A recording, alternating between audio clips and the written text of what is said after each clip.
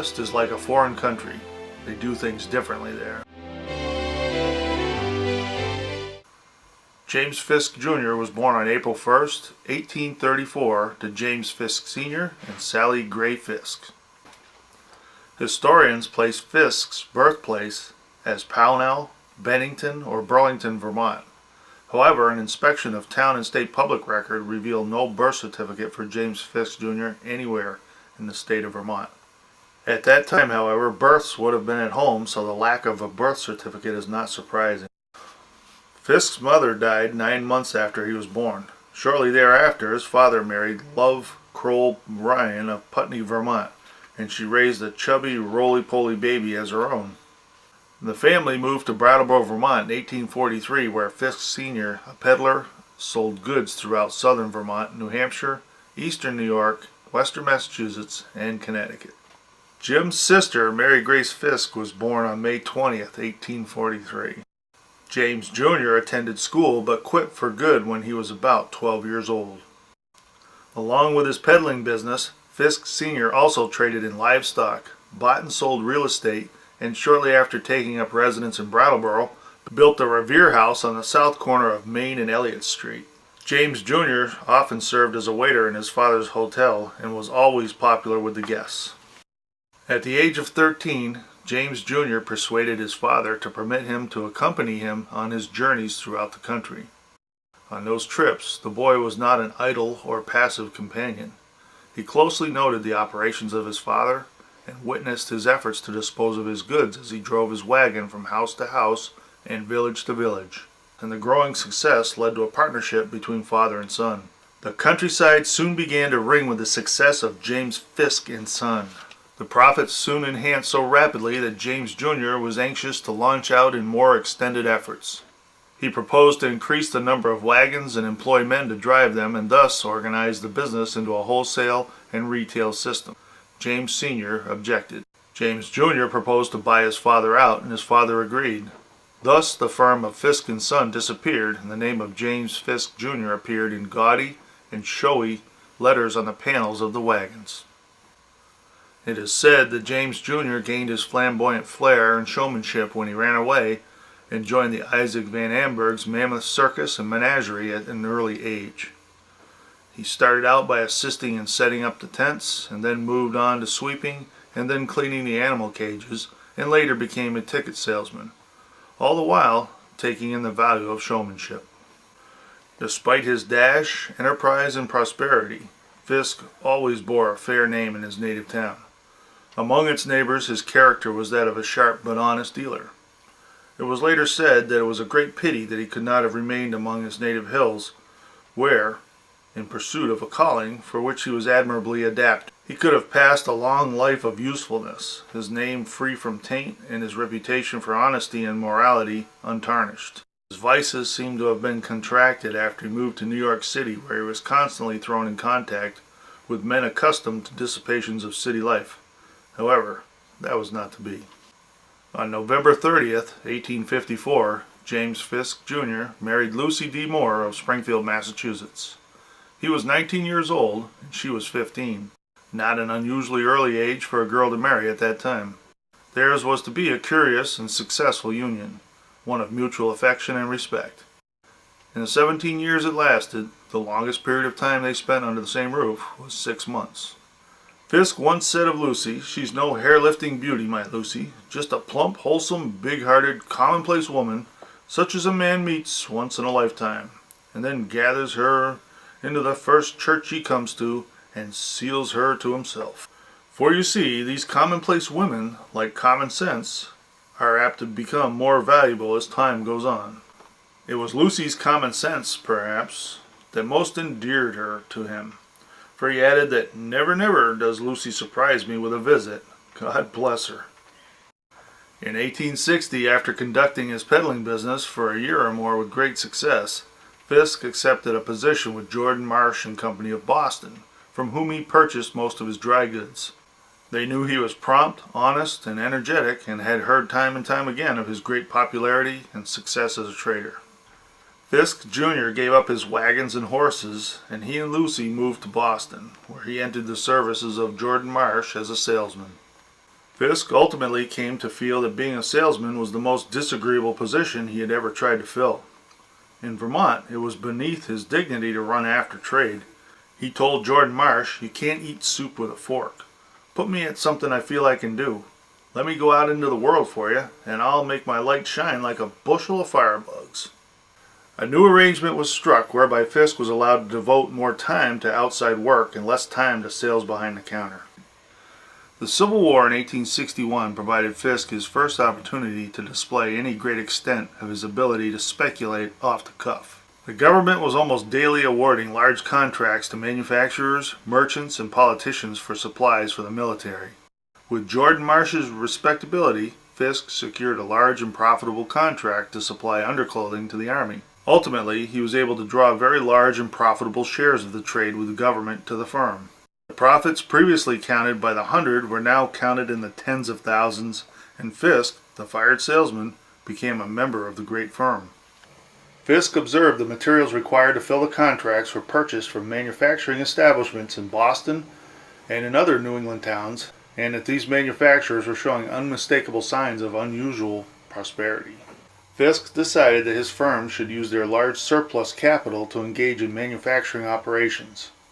He convinced Jordan Marsh to manufacture staple goods, and while it began on a limited basis, it rapidly expanded until several of the largest manufacturing establishments in the East were owned and managed by this enterprising firm. Thus, it was the manufacturer and the dealer. On Sunday, September 1st, 1862, following the Battle of Antietam, Maryland, news of that terrible conflict reached Boston and of the scarcity of food and clothing among the soldiers. Fisk had a plan. Messages were sent to all the churches with a request that in the name of humanity and patriotism, the congregation should engage in the work of preparing lint, bandages, clothing, medicines, and delicacies for the wounded on the banks of Antietam and in the hospitals in and around Sharpsburg. To the honor of Bostonians, this suggestion was eagerly acted upon. That night, loads of supplies were on their way to the front, and in a day or two, thousands of sufferers were soothed by the timely distribution of the various comforts which had been collected through the efforts of the young dry goods merchant. Jordan Marsh soon realized that Fisk was becoming too ambitious for them, overshadowing the firm and ignoring his partners. They offered to buy out his share of the business, and to the surprise of the company, Fisk accepted the offer. Fisk did not remain idle for long. He laid in a supply of dry goods and began business by himself. It was not successful, and he closed his store and entered an entirely new life, that of stock speculator on Wall Street. He soon lost all of his money and returned to Boston, swearing to be back in the city within 20 days. In Boston, he was again in funds and returned to Wall Street before the month was out. Mrs. Fisk did not accompany her husband to New York. She remained in Boston, and Fisk supported her in fine and luxuriant style. He put their house in her name so that if anything happened to him, she would always have her home. In the summer seasons, Mrs. Fisk vacationed at Newport and supported a fine carriage and horses that attracted almost as much attention as her husband. In the meantime, Fisk frequented the grand and luxurious establishments at Long Branch, New Jersey. In 1864, Fisk opened an office as a broker on Broad Street in New York City. Some of his ventures were successful, more of them were not. Within a few months, he lost all the capital he brought from Boston, and he found himself again without the means to maintain himself in business. "Wall Street has ruined me, and Wall Street shall pay for it," was his defiant conclusion. He closed his office and returned to Boston. On his way back to Boston, he met a passenger on a train who, like himself, had failed in the city and was returning home. The passenger was an owner of a patent for an improvement in machinery used in cotton and woolen factories, but had been unsuccessful in getting anyone to purchase it. Fisk convinced the man to accompany him to Boston, where Fisk found a purchaser for the patent, but also made an interest in the patent for himself. From this operation he realized a considerable sum of money which gained him a new start. Returning to New York, Fisk carried a letter of introduction to Daniel Drew, a noted financier on Wall Street, the owner of the Erie Railway Company and lines of steamboats. The most conspicuous example of a self-made man in the country, Drew started his life without education, lost his father at an early age, and was forced to make his own way unassisted. He went to New York, a green lad, and by virtue of innate personal force, rose from poverty and obscurity to considerable wealth and position. Drew was favorably impressed with Fisk and commissioned him to negotiate the sale of the Bristol line of steamers. The prompt and satisfactory manner with which Fisk executed his trust strengthened him in confidence of Drew and won for himself a very valuable friend and an introduction to Wall Street. Moreover, he secured by way of commission a very considerable sum of money. Fisk began operating on his own and entered into a variety of speculative transactions in government stocks, gold, and other securities. However, in 2 years, every dollar he had in the world was lost. In 1865, Drew assisted Fisk in forming the firm of Fisk, Belden and Company for the purpose of carrying on business of stockbrokers. He gave them substantial aid by putting business into their hands and employing them as stockbrokers in many large undertakings. Fisk's firm dealt largely with stocks of the Erie Railway Company, of which Daniel Drew was a director and treasurer. As the special friend of Drew, Fisk knew the secrets and was thus able to buy and sell stocks with a reasonable certainty of making large sums of money. His success was so great that he rapidly accumulated a fortune and drew to himself a number of very powerful associates. In October 1867, Fisk was elected to the board of directors of the Erie Railway Company. At the same election, Jay Gould, a banker and broker of considerable standing on Wall Street and confidant of Commodore Cornelius Vanderbilt, came onto the board. This was a compromise on the part of Drew and Vanderbilt, who had been waging war upon each other for years. Drew held Erie, and Vanderbilt held New York Central, the Hudson River, and the Harlem Railways. The peace was short-lived, and both resumed their weapons and rushed into battle more fiercely than ever, Drew pushing the Erie stock down and Vanderbilt driving them up, throwing the world into excitement over the rapid and inexplicable fluctuations in Erie stock. Meanwhile, Fisk and Gould so managed their investments as to win millions of dollars from these two great operators. The fiercest contest ever over Erie stock began in February of 1868. And ended with the parties agreeing to a treaty and the spoils of the war fairly divided. Some took stock, some took bonds, and others took money. Fisk and Gould, who would become lifelong friends, received as their share the whole establishment of the Erie Railway, the road, rolling stock, equipment, officers, everything. From the date of the settlement until the day of his death, Fisk was the master of this great corporation and held it in defiance of various and powerful efforts to wrestle it from his grasp. He was thereafter justly titled Prince Erie. The Tammany Society of New York City was founded in 1786 as a fraternal organization whose primary activities were social. By 1798, however, the Society's activities had grown increasingly politicized. Throughout the 1830s and the 1840s, the Society extended its political control even further by earning the loyalty of the city's ever-expanding immigrant community. This was accomplished by helping newly arrived foreigners obtain jobs, a place to live, and even citizenship so that they could vote for Tammany candidates in city and state elections. By 1854, all these factors had combined to make Tammany a political force of huge proportions in New York City, conferring immense power on the Society's bosses and allowing them to enrich themselves and their associates through corruption and administrative abuse. William M. Tweed, the most unscrupulous political juggler and the most reckless plunderer among American office holders, was known to all as Boss Tweed. Tweed and Peter B. Sweeney, the brains of the Tammany Ring, were masters of New York City and owners of the legislative ring that ruled with commanding sway at the Capitol in Albany. Fisk and Gould therefore took Tweed and Sweeney unto themselves, and Erie and Tammany Hall were united in efforts. New York City and all of its municipal affairs, its finances, its legislation, its improvements, its expenditures, its offices, executive and judiciary, were made subject to the power of this combination. At the nod of Tweed, or at the command of Fisk, laws were made and unmade. Millions of revenue were levied and expended. As these men desired, so the laws were construed by the courts. Whom these men condemned to punishment, they were punished by the courts. Whom these men shielded, the arm of the law would not restrain. No such power so absolute in its sway had manifested itself elsewhere in this continent. Before it, the legislative, the judiciary, and the executive departments of the city and state bowed in unresisting submission.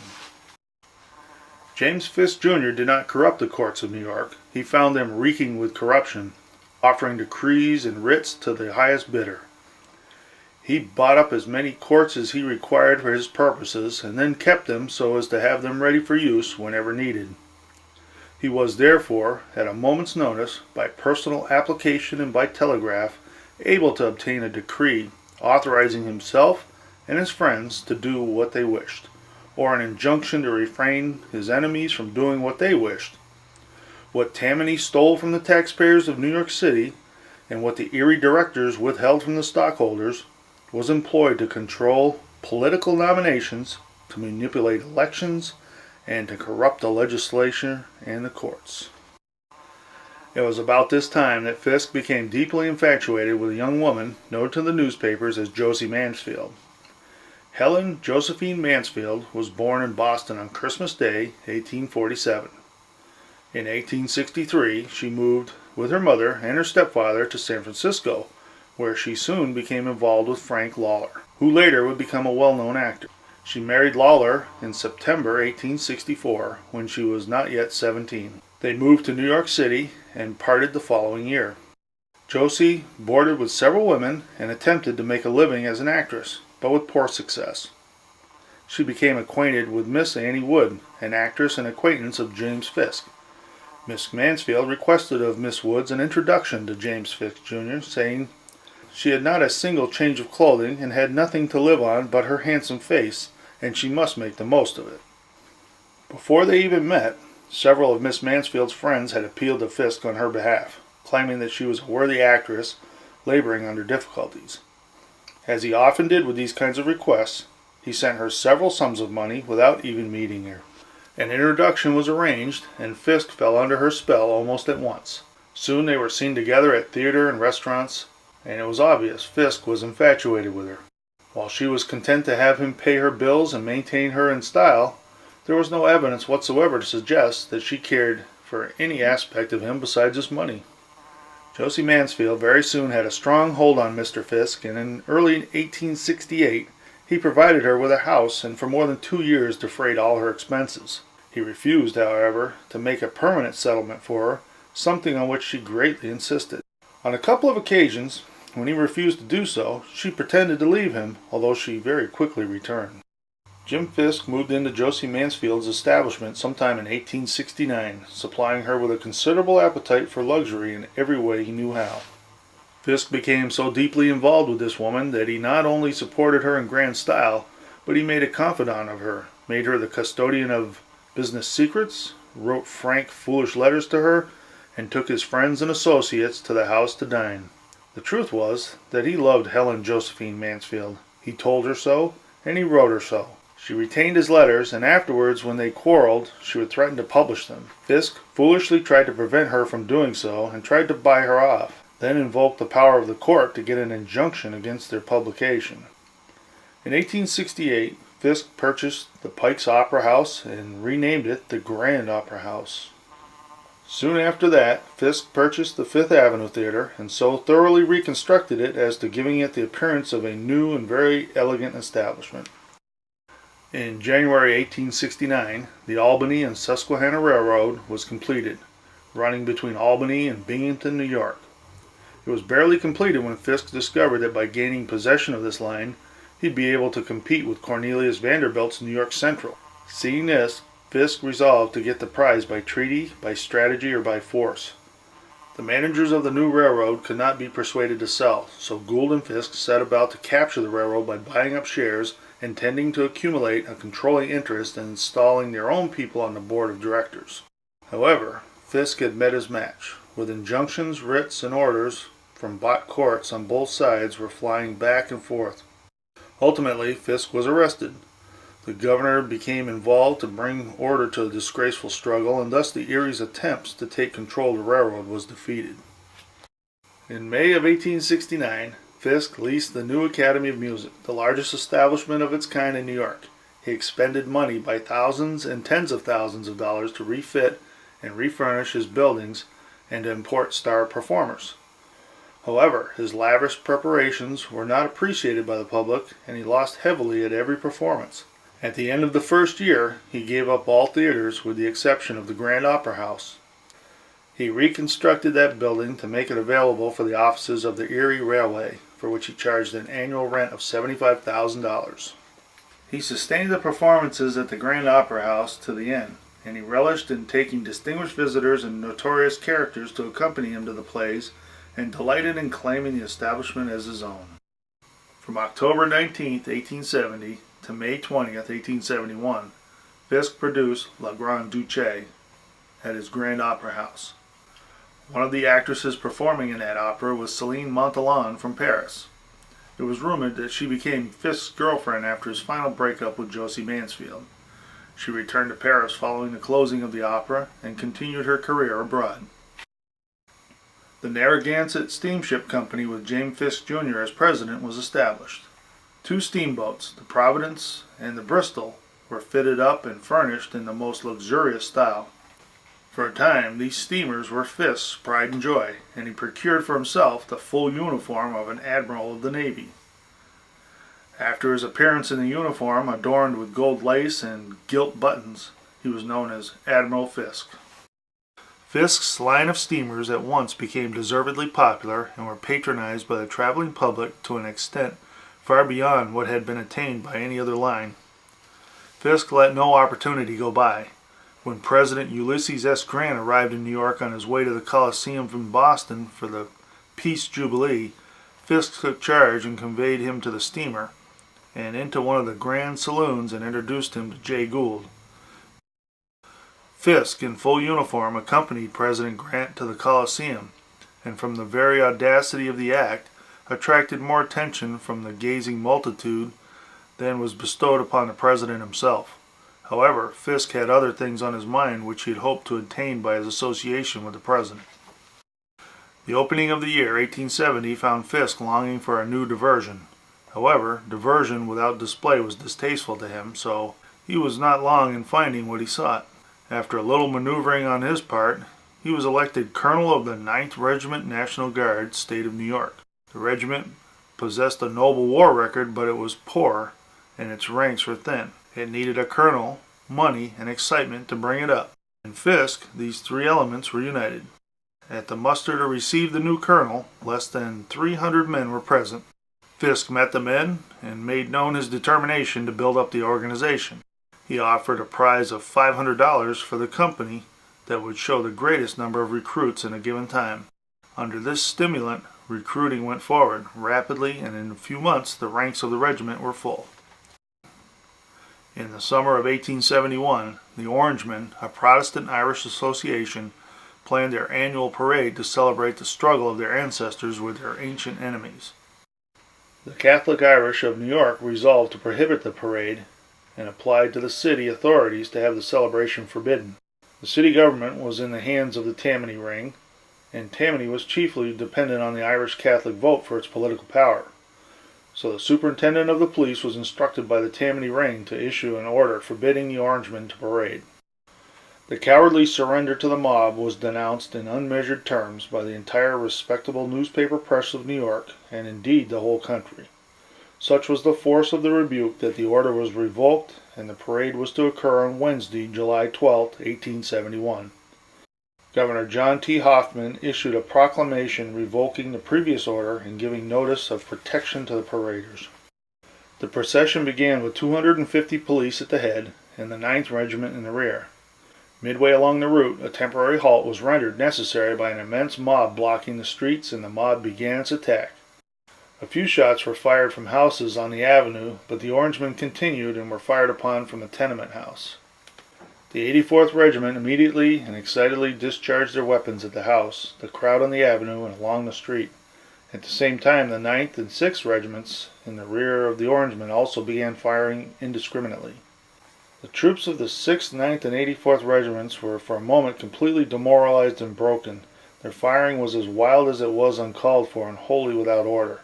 They soon recovered from their momentary panic, and reforming marched on again, leaving 100 or more men, women, and children dead behind him. Almost the first shot that was fired by the mob struck Henry C. Page, business manager at Fisk's Grand Opera House and private in the 9th Regiment, killing him instantly. Colonel Fisk ran to save him from falling and received a blow with an iron implement above the ankle which disabled him. He was taken into a nearby bakery for his safety and ultimately taken away in a carriage by Jay Gould. The number of wounded, including men, women, and children, was 134. The number of killed in the regiments were 4. Fisk became more notorious for the Black Friday operations than any of the numerous schemes he set on foot. In the summer of 1869, a number of Wall Street brokers combined for the purpose of speculating in gold. A ring was formed by which absolute control was obtained of all saleable gold in the market, and the consequence was a corner on the gold market Friday, September 24th, 1869. The result was a panic on Wall Street, with Fisk and Gould's agents forcing the rate by bids until it was found that the ring possessed all the available gold and intended to hold it for a further increase. Everything seemed to be in favor of the conspirators because they believed that the government would not sell gold to relieve the market. The continuation of the crisis would mean absolute ruin for all of the small operators as well as many of the leading firms. While the panic was at its height, President Ulysses S. Grant ordered the sale of $5 million worth of gold coin, and the rate dropped down to its original figure. Fisk and Gould thought they had been able to convince Grant not to sell the gold as they wined and dined him on their steamboats, but not so. The conspiracy was an infamous one known as Black Friday, and in any other city would have probably led to the imprisonment of the leaders. However, Fisk had become thoroughly identified with the Tammany Ring. Tweed and Sweeney were Erie directors, and their influence was all-powerful, and thus Fisk was allowed to escape the legal consequences of his act. Fisk soon had a chance to redeem his reputation in the eyes of the public when the Chicago fire broke out October 8, 1871. The traditional account of the origin of the fire is that it was started by a cow kicking over a lantern in the barn owned by Mrs. O'Leary. A Chicago Republican reporter who created the cow story admitted many years later that he made the story up because it thought it would be colorful copy. The immense fire burned over 3/4 miles of the center of Chicago during the course of 27 hours, destroying 18,000 buildings, killing at least 300 people, and leaving 90,000 homeless. The fire's spread was aided by the city's overuse of wood for building, the strong northwesterly winds, and a drought before the fire. The entire world, ever more tightly knit together by the telegraph and undersea cables, was appalled by the destruction. Donations poured in from everywhere. A notice appeared in the Herald and other papers that the Erie Railway Company would receive and forward at no charge any and all contributions for the relief of the sufferers of the disastrous fire. Just as he had galvanized Boston to help the soldiers of Antietam nearly 10 years earlier, Fisk now galvanized New York and the Erie Railway to help Chicago. Erie printed 30,000 leaflets asking for donations and had them distributed by police. Fisk hitched 2 of his finest carriage horses to an express wagon and placed a sign on it saying, "Contributions received here for Chicago." Then, with the horses prancing their way from door to door, Fisk stopped wherever a beckoning hand appeared at a window. Bundles of clothing, boxes of provisions, anything and anything that people would give, he gathered up with wild haste and a brief warm thanks and rushed to the express offices for proper sorting and packing and loading onto the trains headed to Chicago. At that time, locomotives could not safely run at top speeds for more than an hour without stopping, so fresh locomotives had to be stationed and ready along the line. Fisk returned at once to his office at the Opera House to coordinate this, telegraphing up the line to fire the boilers of fresh engines one by one as the relief trains approached. People attempted to throw bundles on board as the trains whisked past and goods were piled up at the principal stations awaiting the next train. Handkerchiefs waving Godspeed were seen from every cottage and shanty. Contributions were waiting at every station. Crowds gathered to cheer on the Erie train that had captured the imagination of the entire country and set a new speed record between New York and Buffalo. With Jim Fisk driving his express wagon pulled by high-stepping horses all around town, and the latest news being telegraphed by special train as it sped westward, the Erie relief of Chicago was not only an act of genuine charity, but it was a public relations triumph. While it was a corporate effort, it would be Fisk and not the Erie that received most of the credit from the people. In the minds of the public, it would be Jim Fisk himself who had rushed to the aid of the stricken city, although in fact he never left New York. A coin was struck with the images of Fisk in the Erie to commemorate the event. In her wanderings prior to meeting Fisk, Miss Mansfield met a young man by the name of Edward S. Stokes in Philadelphia. Stokes was of prepossessing appearance, affable, bold, reckless, and liberal in spending money. After she settled in New York, Stokes became a frequent visitor to her house, and in fact a formidable and successful rival to Prince Erie for her affections. Stokes had an interest in a large oil refinery in Brooklyn in which Fisk became part owner. Fisk and Stokes were active, earnest friends. Jealousy made them bitter and unrelenting enemies. Josie asked Fisk to move out of the house, and he did so by the middle of 1870 and set up his own establishment next door to the Opera House. Perhaps in hopes of winning Josie back, Fisk continued to supply her with money for a while and continued writing her a series of letters. These letters, which in the early days of their relationship had been full of jokes and affectionate references, became more and more anguished as matters deteriorated. Fisk advised Stokes not to go to Miss Mansfield's house and pleaded with the woman to have nothing to do with him. He was laughed at, his affections were trifled with, and he commanded that his wishes be respected. He was defied by both, and finally altogether rejected by the ungrateful woman he had lifted from poverty to affluence, and he resolved to be avenged. A disgraceful quarrel arose, which was dragged through the courts of New York. By January 7, 1871, Fisk had given up trying to come to terms with Stokes or to win back Josie Mansfield. He had Stokes arrested and imprisoned on charges of having embezzled certain stocks preferred by Fisk. Fisk was threatened with the publication of his letters to Miss Mansfield. Several suits were brought on various charges against all parties. The defense of these charges required the expenditure of large sums of money to the great inconvenience of Stokes and Mansfield. Therefore they attempted to force hush money out of Fisk, and new complications and more lawsuits arose.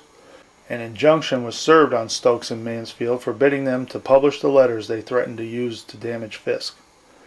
For the surrender of these letters, Stokes and Mansfield demanded of Fisk the comfortable sum of $200,000.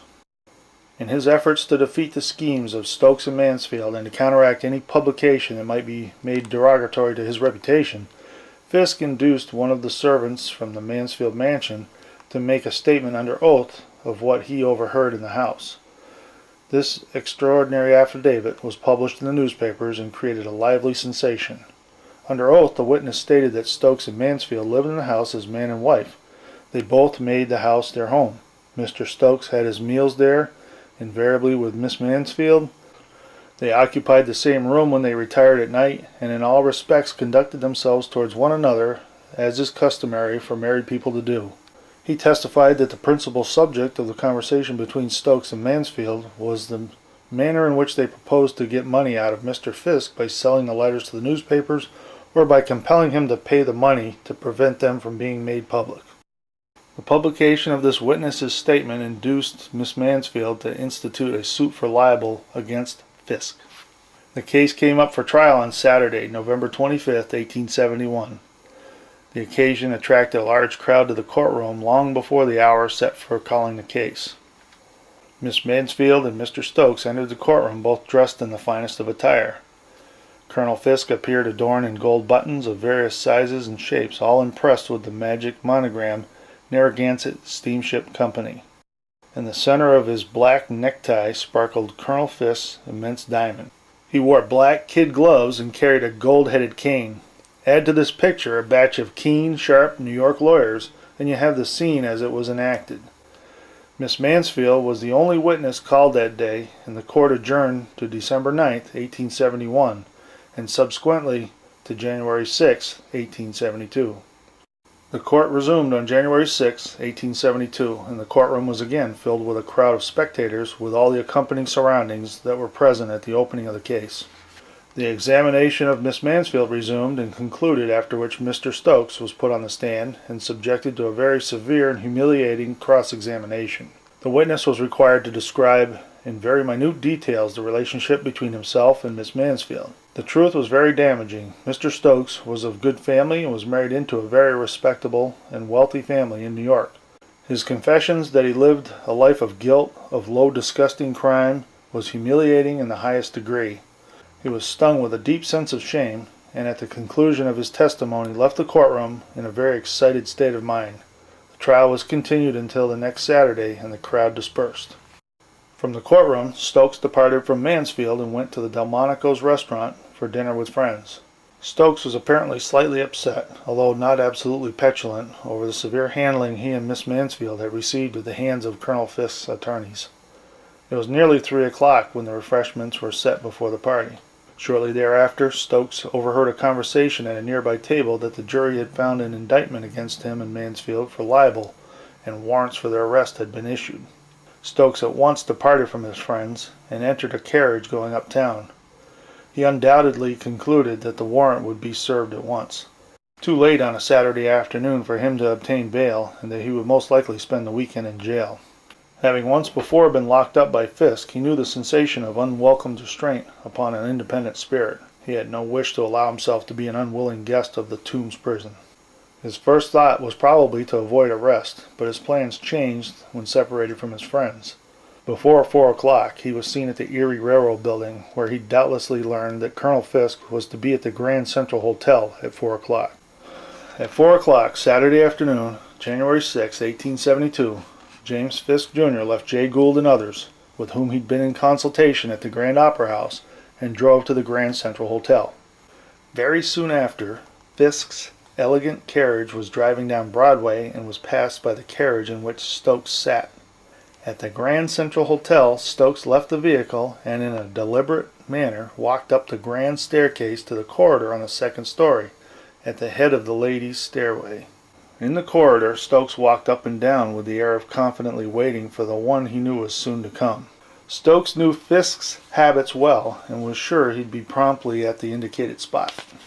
As the clock of the Grand Central struck 4 o'clock, Colonel Fisk's magnificent team drove up in front of the ladies' entrance. Not waiting for the attentions of his servant, Colonel Fisk threw open the coach door and bounded lightly to the walk.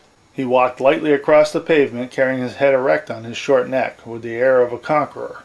Had he heard of the advantage his counsel had won for him in the legal examinations, or had he too been informed that a warrant was out for the arrest of his successful rival in the affections of Josie Mansfield? From one cause or another, or the combination of many, there was a conscious victory in the step of Colonel James Fisk, Jr. as he strode from his coach to the door surmounted by the gilded words, "Ladies' Entrance." He entered and asked the porter on duty if a lady whom he named was at home. Receiving an affirmative reply, Fisk proceeded up the stairs. 7 steps up there was a small landing. On reaching the landing, Fisk saw Stokes standing at the head of the stairs, leaning on the end of the balusters. There was something in Stokes' right hand, but before Fisk could determine what it was, the hand raised, and Fisk saw a muzzle of a pistol directed toward him.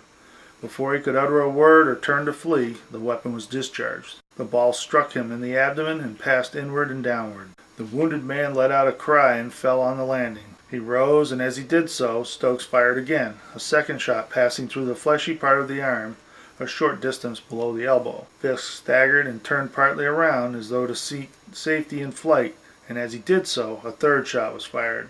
This one missed him. The wounded man managed to reach the foot of the short flight of stairs, where he fell. Throwing the pistol into the ladies' parlor under a sofa, Stokes attempted to escape through another entrance, but just as he reached the entrance, he started to run, and he slipped and fell, and was seized by some men who worked for the hotel, and was carefully guarded by his captors until the police arrived. Having been locked up in a station house cell during the night, he was transferred Sunday morning to the Tombs prison to await the action of the law.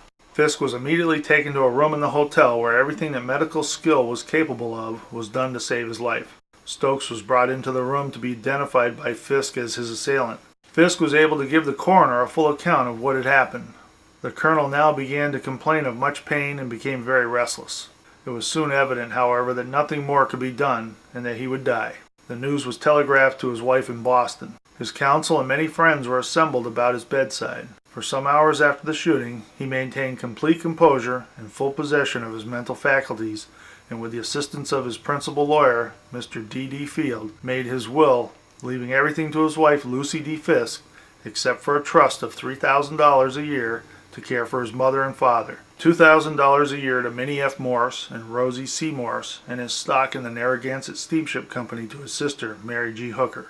His wife and Eben D. Jordan of Jordan Marsh and Company were named co-executors of his estate. When Mrs. Fisk arrived at the hotel on the morning of January 7, 1872, at about 7 o'clock, he was rapidly sinking and continued to grow worse until a few minutes before 11 o'clock. Then all who were watching around the bedside could see that the end was at hand. His breathing became only short, convulsive gasps, but there were no signs of agony in the unconscious man. There was no contortion of the face, no twitching of the muscles, no movements in the limbs. Calmly and peacefully, this life, which had been so turbulent, ebbed away, and at 15 minutes to 11 o'clock on January 7, 1872, James Fisk, Jr. was dead at the age of 37. The undertaker arrived with a plain rosewood coffin in which the body was temporarily placed. A heavy velvet pall was thrown over the coffin, which was placed upon chairs in the front room. The doors were open, and permission given to those present to view the body. Instantly, the assembly of friends formed a single line and commenced in a short pilgrimage to the casket that contained all that remained of their late friend and associate. The scene was mournful in the extreme. The body was prepared at the direction of the coroner for removal to Mr. Fisk's home. At 7 o'clock on Sunday evening, a post-mortem examination was held by a committee of eminent physicians. The report of the death flew on wings, and within an incredibly short time was known far and wide throughout the city. The funeral ceremonies over the body of James Fisk, Jr. on Monday, January 8, 1872, attracted one of the largest crowds ever assembled in New York. The extraordinary circumstances surrounding the entourage, coupled with the notoriety of the principals, gave an interest to the events which otherwise would not attach itself to that of a private citizen. Despite the crowd, impressive people, everything passed off quietly and with decorum. When it became known that the murdered man's remains would lie in state at the Grand Opera House, the vestibules of the offices of the Erie Railroad Company were soon crowded with sightseers representing every grade of society, anxious to get a glimpse of all that remained of a man whose history had been so remarkable. The 9th Regiment, as the guard of honor, bore Colonel Fisk's body in a handsome rosewood casket with gold-plated handles and a splendid plate into the hall of the Opera House, where it was placed on a rich velvet pall. Once the body had been arranged, the public was admitted to view the body, filing by the body in a long line past the casket. One man, who it was said was Fisk's barber, reverently placed his hand on the dead man's brow, and with the other gently twisted the dead man's mustache. The lying in state continued until 1 o'clock, when the funeral services began in the presence of the Erie directors, the officers of the 9th Regiment, and the personal friends of the deceased. The chaplain concluded the services by announcing that the funeral services would be concluded on the following day at Brattleboro, Vermont. A few minutes before 2 o'clock, the coffin was closed, draped with the American flag, and was then borne by the guard of honor to the hearse drawn by 4 black horses. On reaching the hearse, the body was placed in its position, and the pallbearer stood behind the hearse. As the coffin was brought into the street, the band played a solemn dirge. At 2 o'clock, the procession started from the Grand Opera House with Fisk's favorite charger, a splendid black horse, led by a tall groom, and in accordance with military precedent, a pair of spurred boots were inserted backward into the stirrups. Every available spot from which the procession could be viewed was occupied.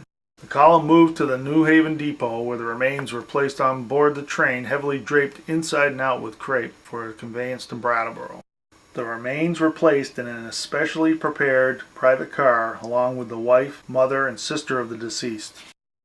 Thus were the mortal remains of one who had in a short and checkered life in the great metropolis conquered and occupied a place of power and note in public affairs, carried back to the place of his birth, to be buried beneath the deep shadows of the Green Mountains, on whose slopes and through whose valleys he had been, only a few years earlier, a sprightly, active, innocent country boy.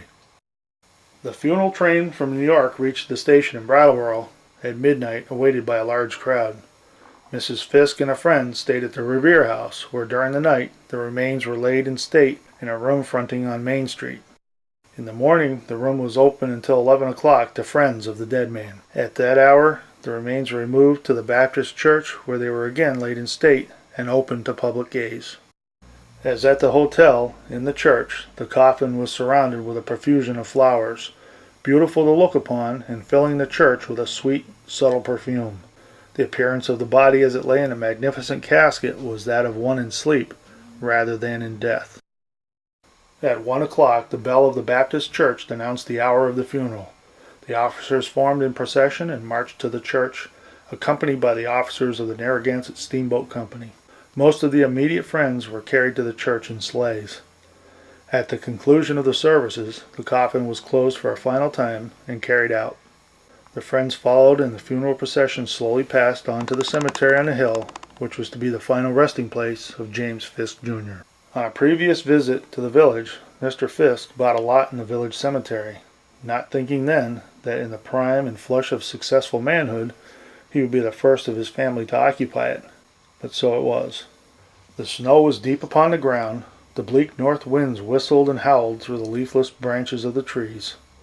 The services at the grave were very brief. Only a few words were being said before lowering the coffin into the earth. This was the saddest scene of all, the consignment of his body to the chilled and snowbound earth, and the frozen clods of earth falling heavily upon the coffin lid. James Fisk's estate amounted to less than $1 million.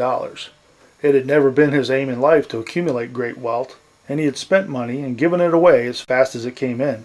Many of his possessions were auctioned off. Mrs. Fisk, who inherited most of her husband's estate, took bad investment advice and soon lost most of it. However, Jay Gould saw to it that she never needed for anything. 2 years after her husband's death, Lucy Fisk commissioned Larkin G. Mead to construct an elaborate monument commemorating her husband's memory. It cost $30,000 to complete and stands in Brattleboro's Prospect Hill Cemetery. It has also been reported that the citizens of Brattleboro raised $25,000 to commission the monument for the grave of their most famous native son. Whichever story you believe, the monument, carved in Italy, featured an obelisk supported by 4 attractive, half-naked female figures. One such figure represents the Erie Railway holding railroad shares. Another represents the Narragansett line holding steamship shares. Another, the Muse of Music, holding an emblem of Fisk's patronage of the theater, and Commerce, holding a bag of coins. Almost at once, tourists seeking souvenirs began to chip away at the monument, chiseling off most of the fingers and toes. The monument was hauled up South Main Street Hill to the cemetery by teams of oxen. Edward Stokes's family hired the best criminal lawyers in New York. In the first trial, they won a hung jury, which was no small accomplishment, given the evidence and public opinion. Charges of jury tampering were widely bandied about. His second trial resulted in a conviction for murder, and Stokes was sentenced to hang on February 28, 1873. The conviction was set aside, and a third jury found him guilty only of manslaughter. He was sentenced to serve 4 years at Sing Sing. Stokes lived out the rest of his life in New York, socially ostracized but not impoverished, dying at the age of 60 in 1901. For Josie Mansfield, life was less kind. Without a great family behind her, and her only real asset, a rapidly wasting one, her fate was to live too long. No one in New York would associate with her after the murder, and she fled to Europe, where she lived for the next quarter century. In 1891, she married an American expatriate, Robert L. Reed, the alcoholic brother-in-law of Viscount Falkland, but divorced him when he was declared insane a few years later. Returning to America penniless, her short-lived fame long over, she settled with her brother in Watertown, South Dakota, just about as far from the lights of Broadway as it is possible to get. When he died in 1909, she had to move elsewhere. Somehow she made her way back to Europe. Her once black hair, now snow white, her always ample figure, long gone to flab. In Paris she lived on, until at the age of 83, a fall caused her death on October 27, 1931. In 1877, 5 years after Fisk's death, the Revere House burned to the ground from a fire which broke out in the Revere House stable on Elliott Street and spread toward Main Street. On June 14, 1883, James Fisk Sr. died in Brattleboro at the age of 71. On July 2, 1893, Love Kroll Ryan Fisk Sr., James Fisk's stepmother, died at 84 years old. On February 18, 1912, Lucy D. Moore Fisk died at the age of 76 years old and was buried with her husband in the Fisk Prospect Hills Cemetery plot. The legend of James Fisk Jr. lives on with tales of good deeds and bad deeds, and fictionalized in a 1937 movie, The Toast of New York, starring Edward Arnold as James Fisk and Frances Farmer as Josie Mansfield. As we said in the beginning, the past is like a foreign country. They do things differently there.